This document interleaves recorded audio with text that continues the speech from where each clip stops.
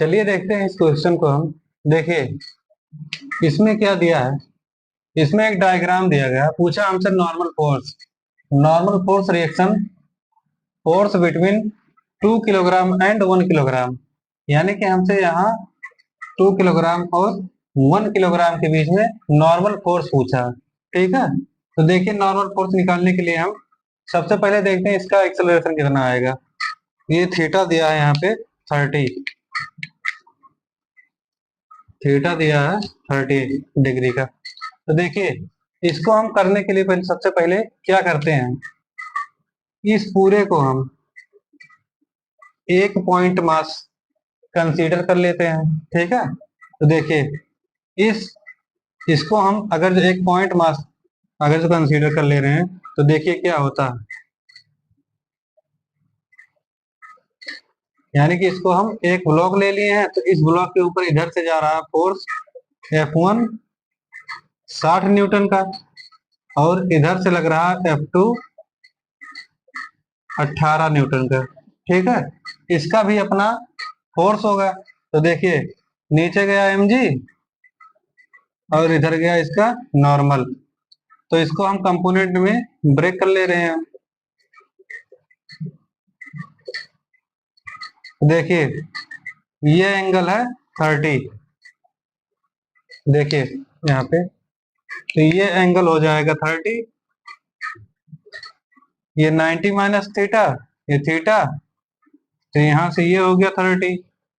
ठीक है, देखिए ये हो गया 30, तो इधर आएगा mg cos 30, और इधर इस डायरेक्शन में जाएगा mg sin 30। तो देखिए mg sin 30 का फोर्स इस डायरेक्शन में जा रहा है, तो यहाँ से हम इसका जो फोर्स है इसको भी निकाल ले रहे हैं। तो देखिए क्या होगा, m मास इसका कितना दिया है, टोटल मास कितना हो गया, ये हो गया 6 kg का, तो m हो गया 6 इंटू 10 साइन 30 1/2 5, यानी कि यहाँ से आ गया 30।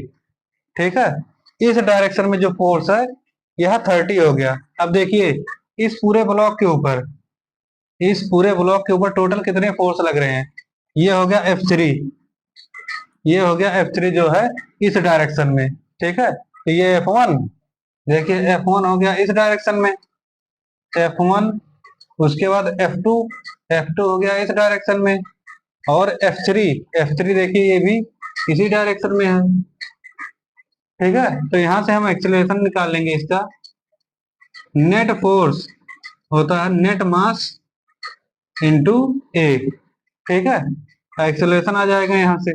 तो देखिए नेट फोर्स कितना है, 60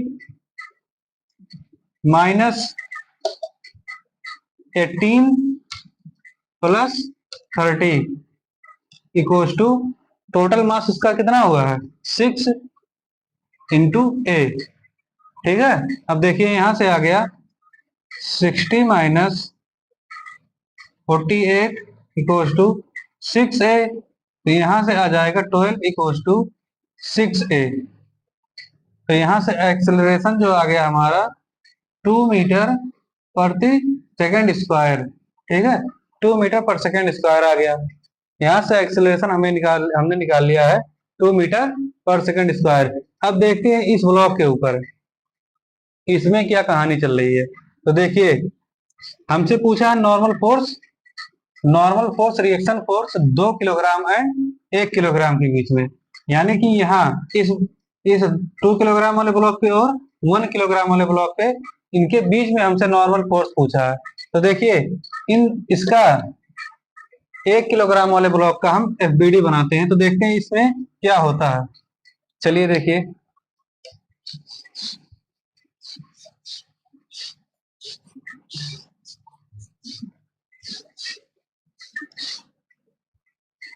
FBD बनाते हैं हम, FBD 1 kg ब्लॉक।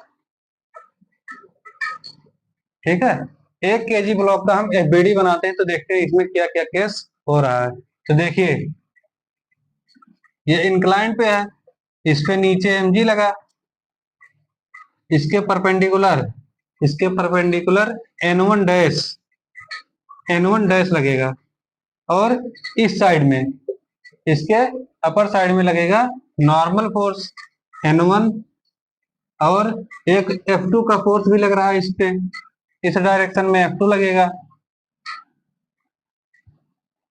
18 न्यूटन का। देखिए इस ब्लॉक के ऊपर कहानी चल रही है भैया, तो यहाँ पे जब फोर्स निकालेंगे तो नॉर्मल इस डायरेक्शन में जा रहा है, उसके ऊपर F2 का फोर्स इस डायरेक्शन में जा रहा है, mg उसके डाउनवर्ड है, और इसके जो परपेंडिकुलर इस सरफेस के परपेंडिकुलर भी तो एक नॉर्मल फोर्स होगा, इसे हम N1 डैश बोल दे रहे हैं, ठीक है। और जो यहाँ पे लग रहा है उसे हम N1 बोल दे रहे हैं, ठीक है। तो देखिए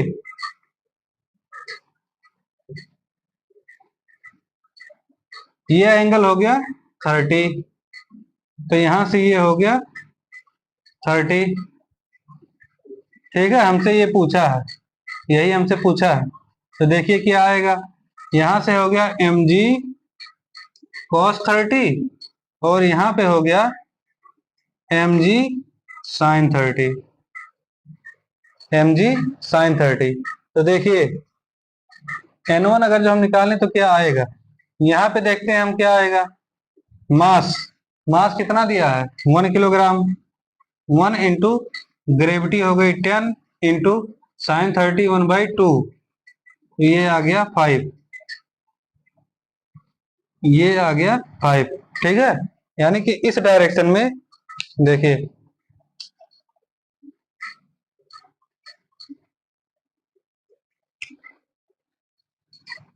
यहां से देखिए इसकी वैल्यू निकालेंगे तो 1 इंटू 10 इंटू 1/2, यहां से आ गया 5, यानी कि इस डायरेक्शन में जो mg आया है बस 5, ठीक है, 5 आ गया। अब देखिए यहां से इसका हम इक्वेशन बनाते हैं, तो क्या इक्वेशन क्या बनेगी, N1 minus N1 minus 18 plus 5 equal to M A देखिए m कितना है यहाँ पे 1, इसका मास 1 है, इंटू एक्सेलरेशन हम निकाल लिए हैं 2, तो यहाँ से हो गया एक्सेलरेशन 2, यानी कि N1 माइनस 23 इक्वल टू 2, तो यहाँ से N1 आ जाएगा 2 प्लस 23, यानी कि N1 आ गया 25 न्यूटन, ठीक है। यहां से ये भैया इंक्लाइंड प्लेन पे था, अगर जो ये इंक्लाइंड प्लेन पे ना होके हॉरिजेंटल प्लेन पे होता, तो जो यहाँ पे इसका जो फोर्स निकाल रहे हैं हम, जो पिछले अभी यहाँ पे निकाले थे, उसमें जो फोर्स निकाल रहे थे इंक्लाइंड प्लेन वाला, वो फोर्स नहीं लगता, केवल ये फोर्स लगता और ये फोर्स लगता। लेकिन ये इंक्लाइंड प्लेन होने की वजह से इसका एक ग्रेविटेशन वाला फोर्स भी तो इसको नीचे डाउनवर्ड खींचेगा, इसीलिए हम उसका भी फोर्स निकाल लिए हैं। तो वहां से उसका फोर्स निकाले थे तो आया था कितना 30 न्यूटन, जब वहां से हम फोर्स निकाले थे तो उसका आया था 30 न्यूटन, ठीक है। अब देखिए इसका हमसे पूछा था नॉर्मल फोर्स 2 किलोग्राम ब्लॉक और 1 किलोग्राम ब्लॉक के बीच में, तो यहाँ से हम इसके बीच में हमसे पूछा था ना, तो इस ब्लॉक को हम 1 किलोग्राम वाले ब्लॉक को हम यहाँ से लाए, इसका एफबीडी बनाए, तो देखें कि इस पे जो नॉर्मल फोर्स है N1 का, एक इस सरफेस के कांटेक्ट में होने की वजह से इसके ऊपर भी नॉर्मल लगाएगा, और इस सरफेस के कांटेक्ट में होने की वजह से इधर नॉर्मल लगाएगा, तो इसको हम N1 डैश बोल दिए और इसको N1 बोल दिए। तो इस पे इस ब्लॉक के ऊपर केवल एक फोर्स इधर से लग रहा है, और यहाँ से N1 का फोर्स इस डायरेक्शन में लग रहा है, तो यहाँ से N1 कर दिए और इधर F2। अब देखिए अगर जो यहाँ पे mg नीचे है, mg यहाँ पे डाउनवर्ड है, तो इसका एक कंपोनेंट 30, यानी कि इसका एक कंपोनेंट जाएगा इधर mg cos 30, और दूसरा कंपोनेंट होगा mg sin 30। तो देखिए हमसे पूछा गया था मोमेंट जो है इसका इस डायरेक्शन में है, ना कि इस डायरेक्शन में है, तो हमें मोमेंट वाला देखना है, यानी कि N1 देखना है, तो हम N1 minus mg sin 30 plus F2 कर दिए इक्वल टू ma कर दिए थे, तो वहां से आ गया N1 माइनस 18 प्लस 5, यहाँ से mg sin 30 की वैल्यू निकाल लिया 5 आया है, तो यहाँ से 18 प्लस 5 इक्वल टू ma, यानी कि मास हो गया 1, और एक्सीलरेशन यहाँ से निकाल लिया है 2, तो यहाँ से इसकी वैल्यू आ गई N1 की 25 न्यूटन। ठीक है।